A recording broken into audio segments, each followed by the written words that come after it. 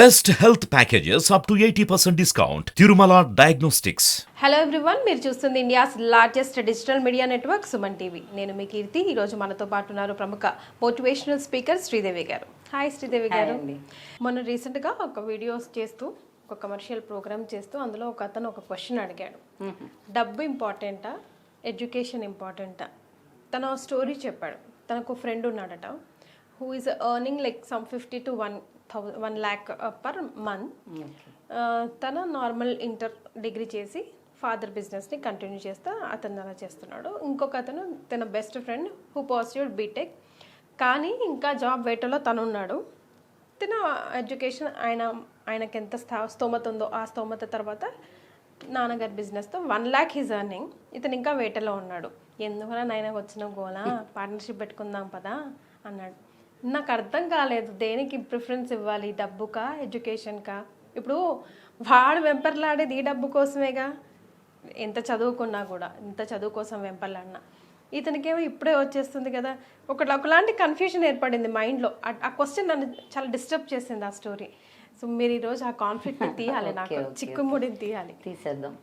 ఇక్కడ ఒకటి, ఇతనికి రెడీగా ఫ్యామిలీ బిజినెస్ ఉంది కాబట్టి చూసుకున్నాడు. అదే ఓన్గా మొదలెట్టుంటుంటే బహుశా టైం పట్టేదేమో. అది కూడా ఒక ఫ్యాక్టరే. అయితే చదువు ముఖ్యమా, మనీ ఇంపార్టెంటా, లేదా రెండిటికంటే ఏది ముఖ్యం అని అనుకుంటే కనుక చదువు వేరు, మళ్ళీ జ్ఞానం వేరు. ఈ రెండిటికి డిఫరెన్స్ తెలుసుకోండి. సో ఆ రెండిటికి డిఫరెన్స్ కనుక మనం తెలుసుకుంటే చదువు లేకపోయినా పర్లేదు, డబ్బే ఇంపార్టెంట్, కానీ జ్ఞానం ఉండాలి. అలాగే చదువు అనేది మినిమం ఉండాలి. అంటే ఏంటి, ఇప్పుడు డబ్బు ఇప్పుడు 100 రూపాయలు లెక్క పెట్టడం కూడా రాని చదువు, అది పనికిరాదు కదా, అది కూడా ఉండాలి కదా. సో మినిమం ఉండాలి. ఇప్పుడు ఆ డబ్బుని హ్యాండిల్ చేయడానికైనా కొంత చదువు ఉండాలి. అందుకని బేసిక్ అయితే ప్రతి ఒక్కరికి అవసరం. అసలు పూర్తిగా ఏమీ తెలియదు అనుకోండి, వేలు ముద్ర వేసేవాడు కూడా వ్యాపారం చేయొచ్చు, చేయకూడదని లేదు. కానీ ఏమవుతుంది అంటే దానివల్ల చాలా కాన్సిక్వెన్సెస్ ఎదుర్కోవాలి. నష్టం వచ్చినా కూడా అతనికి అర్థం కూడా కాదనమాట నష్టం వచ్చింది అని. అందుకని అలాగా ఉండకూడదు, అది కరెక్ట్ కాదు ఏ విధంగానూ. కానీ చదువు అనగానే ఏదో గ్రాడ్యుయేషన్, పోస్ట్ గ్రాడ్యుయేషన్, పిహెచ్డీలు, డబుల్ డిగ్రీలు ఇలా కాదు. జనరల్గా ఏంటంటే మినిమం, అసలు ఒక విధంగా చెప్పాలంటే 10th ఇంటర్మీడియట్ చాలండి మినిమం రాయడం, చదవడం, అర్థం చేసుకోవడానికి.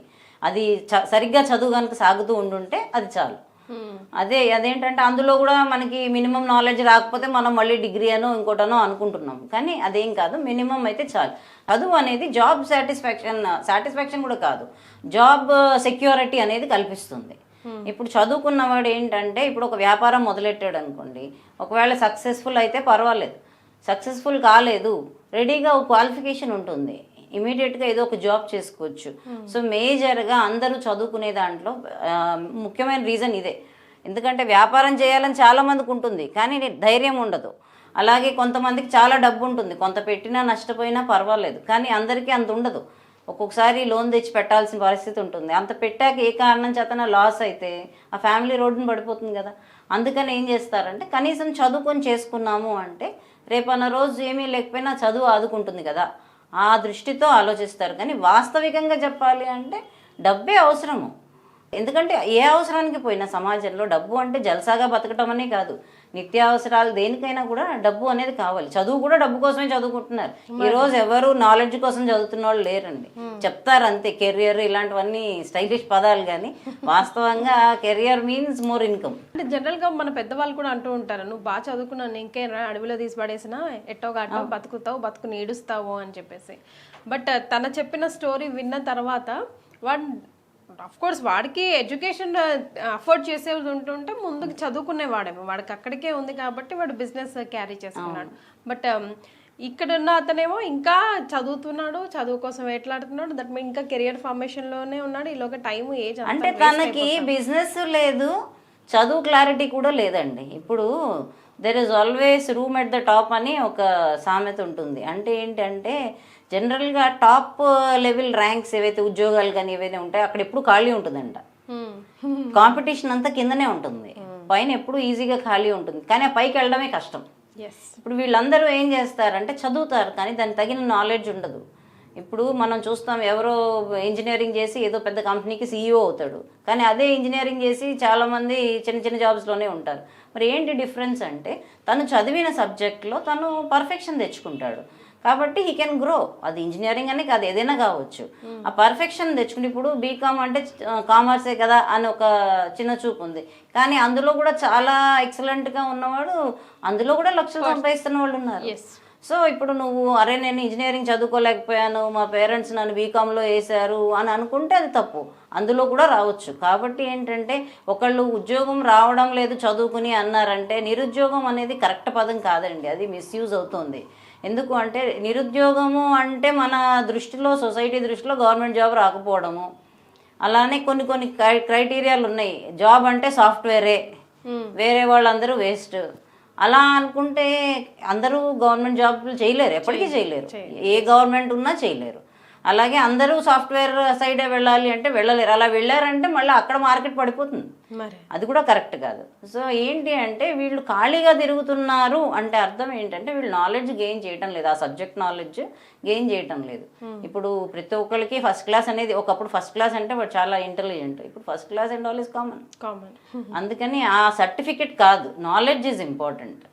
ఆ నాలెడ్జ్ ఉంటే సర్టిఫికెట్స్ అనేది దట్ ఈస్ సెకండరీ. అది ఉన్నా లేకపోయినా కూడా మీరు చెప్పినట్టు ఆ బిజినెస్ చేసుకుంటున్నాడు అంటే అందుకే చేసుకున్నాడు. ఇప్పుడు అతను తెలివైన వాడు అయితే తండ్రి బిజినెస్ని మల్టిప్లై చేస్తాడు. తెలివి లేదనుకో కొన్నాళ్ళకి ఆ తండ్రి బిజినెస్ కొలాప్స్ అవుతుంది. అలాగా. సో బ్రతుకనే జతకా బండిని ఇదాలంటే డబ్బు అవసరమే. బట్ ఆ డబ్బు కూడా ఎడ్యుకేషన్తోనే ఫాలో అవుతుంది అంటున్నారు. ఎడ్యుకేషన్తో ఈజీగా ఫాలో అవుతుంది. ఎడ్యుకేషన్తో సేఫ్గా ఉంటాం మనం. ఇప్పుడు ఎలా అయితే ఒక ఎల్ఐసి చేసుకోండి, ఒక మెడికల్ ఇన్సూరెన్స్ చేసుకోండి అని ఎందుకు అంటున్నారు అంటే మనం కంపల్సరీ పోతామనో రోగం వచ్చి బెడ్ మీద పడతామనో కాదు, కానీ సేఫ్టీ. ఆ సేఫ్టీ అనేది ఈ మధ్య కాలంలో సిచ్యువేషన్స్ తగినట్టుగా మనం సొసైటీకి తగినట్టుగా చూస్తే ఇన్సెక్యూరిటీ పెరిగిపోయింది. సో ఆ సెక్యూరిటీ కోసం క్వాలిఫికేషన్ మేజర్గా చెప్పాలంటే నో అదర్ పర్పస్. నాలెడ్జ్ కాదు దీని. నాలెడ్జ్ అంటే ఓన్లీ సబ్జెక్ట్ నాలెడ్జ్ అంతే, బట్ ప్రపంచిక జ్ఞానం అనేది కాదు అది. ఇంట్లో పెద్దవాళ్ళు ఉన్నప్పుడు అంటారు కదా మేమేం చదువుకున్నామమ్మా, మేమేం చేసామమ్మా. వాళ్ళకి లోక జ్ఞానం ఉంది, అదే కదా ప్రపంచిక జ్ఞానం అనేది వాళ్ళకు ఉంది. ఇప్పుడు వాళ్ళకి అవేం లేవు. ఇప్పుడు ఓన్లీ చదువు జ్ఞానం, సర్టిఫికేట్, క్వాలిఫికేషన్. అది కూడా జ్ఞానం అనలేము, కొంతమందికి మార్క్సే ఉంటున్నాయి, కొంతమందికే జ్ఞానం ఉంటుంది అందులో కూడా. సో టీచర్స్ కానివ్వండి, లేకపోతే ఇన్స్టిట్యూషన్ స్కూల్స్ కానివ్వండి, ఎటువంటి క్రైటీరియా తీసుకురావాలి? ఐ మీన్ ఎటువంటి పిల్లల్లో మోటివేషన్ తీసుకురావాలి? నాట్ బుక్కిష్ నాలెడ్జ్ కాదు, మార్కుల కోసం కాదు. మనం ఎంత చెప్పినా ఈవెన్ పేరెంట్స్గా మనం కూడా వెంపర్లాడేది వాడికి ఎంత సబ్జెక్ట్ నాలెడ్జ్ ఎంత వచ్చింది అని మనం మన మార్కులే చూస్తాంగా. అంటే దానికి కారణం నేనేం చెప్పాను ఇందాక, there is a room at the top అని చెప్పాను చూడండి. ఆ టాప్ ఒకటే కాదండి, చాలా మనకి వైడ్ రేంజ్ ఆఫ్ సబ్జెక్ట్స్ ఉన్నాయి. మనం అందరం ఏంటంటే ఒకదాని వెనకాల గొర్రె వెళ్తుంది చూడండి, ఒక గొర్రె వెనకాల 10 గొర్రెలు వెళ్తాయి. అలాగా ఇప్పుడు మార్కెట్లో ఇంజనీరింగ్ అనే ఒక ట్రెండ్ నడుస్తుంది అంటే అందరు దాని వెనకాల వెళ్తారు. ఫస్ట్లో ఇంజనీరింగ్ వెళ్ళినప్పుడు కూడా ఈ సిఎస్సి అనేది అంత లేదు కంప్యూటరైజేషన్ ముందు. అప్పుడు వేరే ఈసీఈ అవి ఒక క్రేజ్లో ఉండేవి. అవి అయిపోయాక ఇంజనీరింగ్ ఇప్పుడు ఇది వచ్చింది, కంప్యూటర్స్ అన్నారు. రేపేదో ఆర్టిఫిషియల్ ఇంటెలిజెన్స్ అనే కోర్స్ వచ్చింది అనుకోండి ఎక్కువగా, ఇంక అందరు దానికి వెళ్ళిపోతారు. అంటే అందరూ ఒకే దానికి వెళ్తున్నారు. అవి వెళ్ళేసరి ఒక్కటే మనకి క్రైటీరియా, శాలరీ ఎందులో వస్తుంది, ఇది ఒక్కటే క్రైటీరియా పెట్టుకుంటున్నాం. హైయెస్ట్ శాలరీ అనే ఒక క్రైటీరియా పెట్టుకుని అందరూ పరిగెత్తుతున్నారు. కానీ అది కరెక్ట్ కాదు కదా. ఇప్పుడు నీకు అందులో వర్త్ ఉండొచ్చు, ఉండకపోవచ్చు, నీకు మ్యాథ్స్ రాదు, నువ్వు ఎందుకు వెళ్ళి ఇంజనీరింగ్లో వెళ్ళాలి? బలవంతంగా తోసేస్తారు అతన్ని. తర్వాత అతనికి జాబ్ రావడం లేదంటే అందుకే రాదండి. దానికి మనము ప్రభుత్వాన్ని నిందించక్కర్లేదు, ఇంకొక సాఫ్ట్వేర్ కంపెనీస్ని నిందించక్కర్లేదు, నేను తీసుకోరు. ఎందుకు అంటే you don't have that standard. అది మెయిన్ థింగ్ అనమాట. అయితే ఇది ఏంటంటే సొసైటీలోనే మార్పు రావాలి. ఎలా అంటే అదొక్కటే ఫీల్డ్ కాదు, ఈ అవేర్నెస్ పేరెంట్స్కి రావాలి, టీచర్స్కి, వాళ్ళకి కూడా. ఇప్పుడు కాలేజెస్ అయినా స్కూల్స్ అయినా కమర్షియల్గా ఆలోచిస్తారు. అందరూ ఏది అడిగితే మనం అది చేస్తాం. ఇప్పుడు అందరూ 5 గంటల వరకు మా పిల్లల్ని కూర్చోబెట్టండి అంటే కూర్చోబెడతారు. లేదమ్మా మాకు 2ంటికి పంపించేయండి అన్న రిక్వైర్మెంట్, డిమాండ్ అంతా స్టేట్ అంతా వచ్చిందనుకో 2 o'clock వరకే ఉంటాయి స్కూల్స్. అలా అనమాట. ఏంటంటే వాళ్ళు బిజినెస్ పాయింట్స్ అవి, అందుకని వాళ్ళని మనం ఏం అనలేము. ఇదేంటంటే ప్రభుత్వ పరంగా, సమాజ పరంగా రావాల్సిన మార్పు. ఓకే, నా కొడుకు హిస్టరీ ఇష్టం, let him be a historian.